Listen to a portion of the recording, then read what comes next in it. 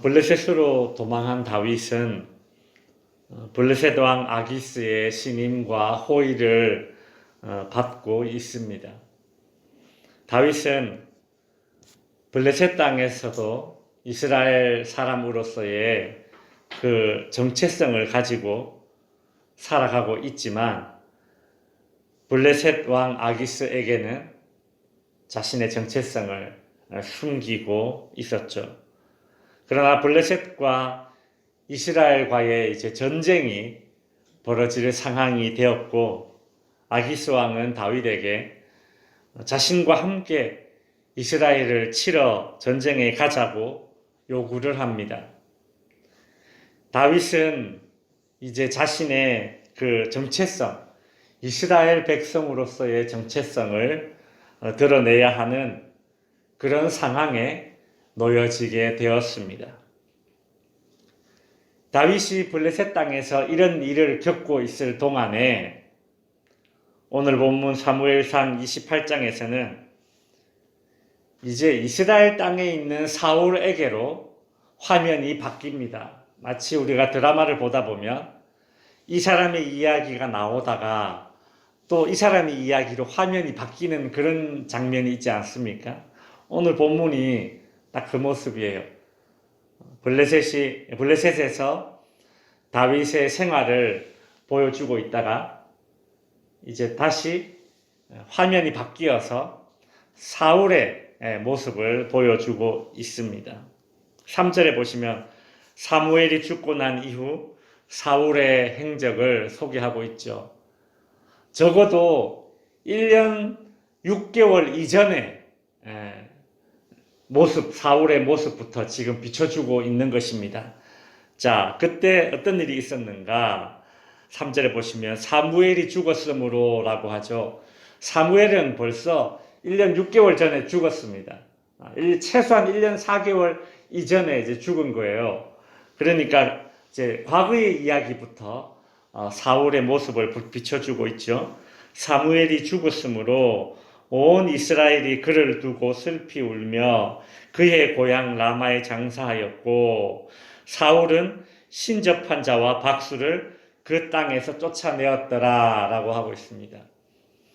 사무엘이 죽었을 때에 다윗은 이제 자신을 보호해줄, 지켜줄 그런 큰 지지대가 죽었기 때문에 다윗은 그 당시에 도망을 갔는데 그 당시에 사울은 뭘 하고 있었느냐? 오늘 본문에 보니까 사울은 신접한 자와 박수를 그 땅에서 쫓아내었다라고 하고 있습니다.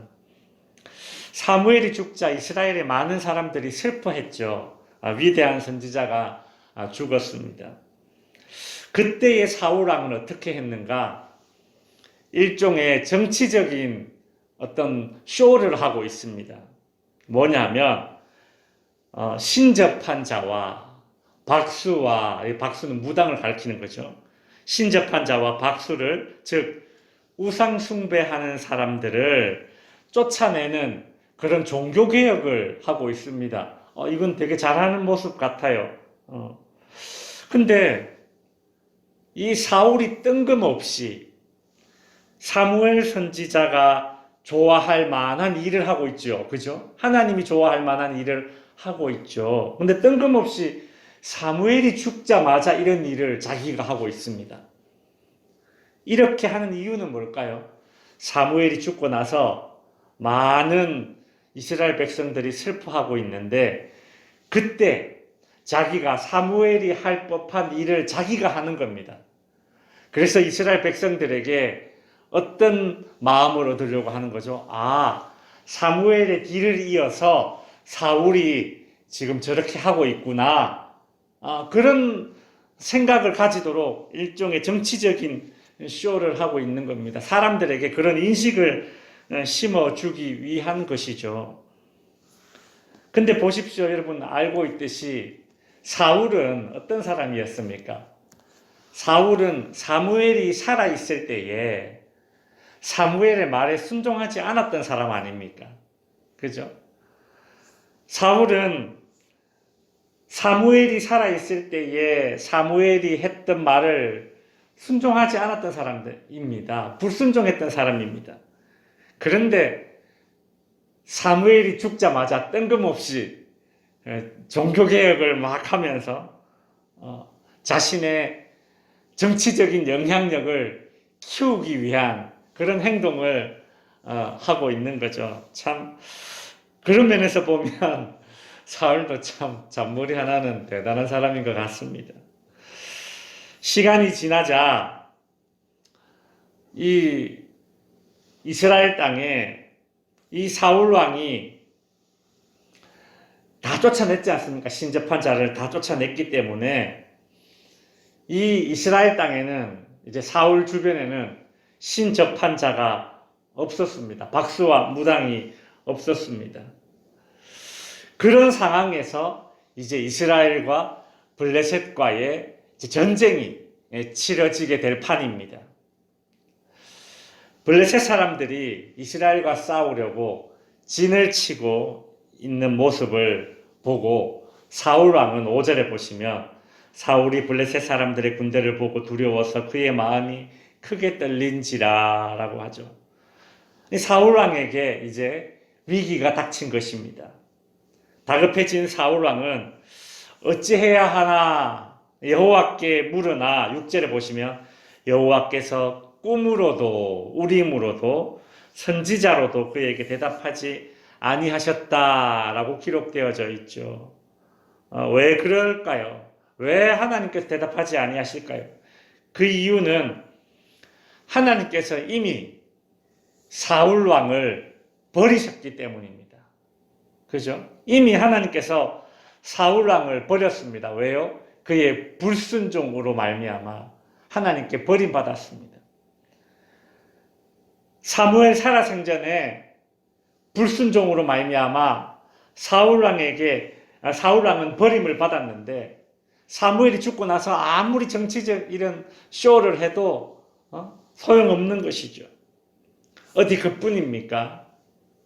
사울 왕은 이전에 높 땅에 있던 제사장 가문을 다 멸절했죠. 다윗에게 먹을거리와 칼을 주었다는 이유로 높 땅에 있는 제사장들을 싹 다 멸절시켰습니다. 제사장들이 하나님의 뜻을 묻기 위해서 우림과 둠밈이라는 그 일종의 제비 뽑는 도구를 사용해서 하나님의 뜻을 물었는데, 근데 사울 자신이 제사장을 싹 다 멸절시켰으니 하나님께 물어볼 사람이 없는 겁니다. 여기 보시면 6절에 보시면 우림으로도 대답을 안 했다. 이 우림과 둠밈이라는 것이 하나님의 뜻을 묻는 그런 도구거든요. 그러니까 제사장이 없는데 뭘 어떻게 물어보겠습니까? 또 사울 자신이 제사장을 그렇게 죽였는데 하나님이 어떻게 응답해 주시겠습니까?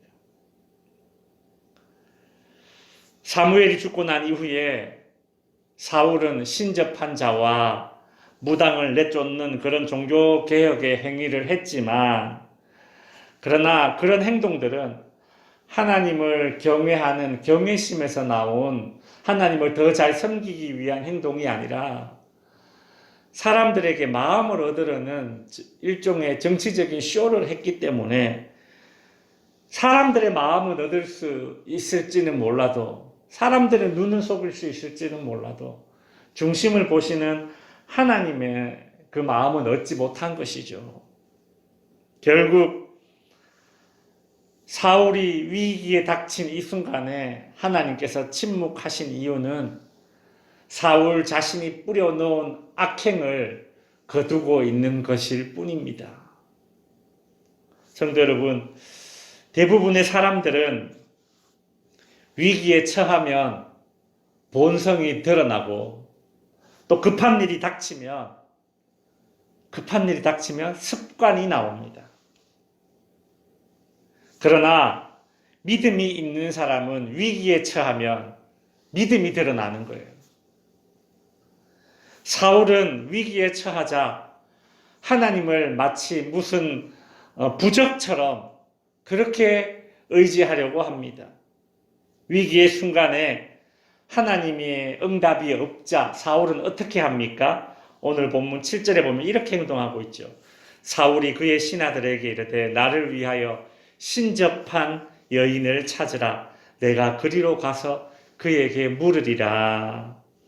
사무엘이 죽었을 때에는 신접한 사람을 다 내쫓더니 이제 다시 신접한 자를 찾고 있습니다. 그의 행동이 정치적인 쇼였고 위선적인 행동이었음을 잘 보여주는 그런 증명되는 그런 순간이죠. 이제 말씀을 정리하겠습니다. 하나님은 내가 위급할 때에만 찾는 대상이 되어서는 안 됩니다. 하나님은 119가 아닙니다. 하나님은 보험이 아닙니다. 물론 하나님은 환난 날에 우리의 피난처가 되시고 공고한 날에 우리의 반석이 되시는 분이십니다. 그러나 여러분, 우리는 그런 환난 날과 공고한 날, 내 인생에 비가 오고 바람이 부는 때만이 아니라 내 인생에 따뜻한 햇볕이 비치는 그 순간에도, 즉 내 인생의 봄날에도 내가 푸른 초장과 실만한 물가에 누워있는 그 순간에도 하나님을 나의 목자로 알고 하나님을 따르는 그런 일상의 순종과 일상의 영성이 있어야만 하는 것입니다. 위기에만 하나님을 찾는다면 그것은 하나님을 무슨 부적처럼 사용하는 것과 무엇이 다르겠습니까? 그 아주 초신자의 그런 어린 믿음인 것이죠. 오늘 본문에 나오는 사울처럼 보여주기 위한 그런 경건으로는 우리가 다급한 순간에 나의 본성과 나의 습관이 튀어나올 수밖에 없습니다. 바라기는 평소에 하나님과의 이 인격적인 교제를 통해서 위기의 때에 하나님의 음성을 들으실 수 있는 그런 우리 덕지교회 성도님들이 될 수 있기를 주님의 이름으로 축원드립니다. 기도하겠습니다.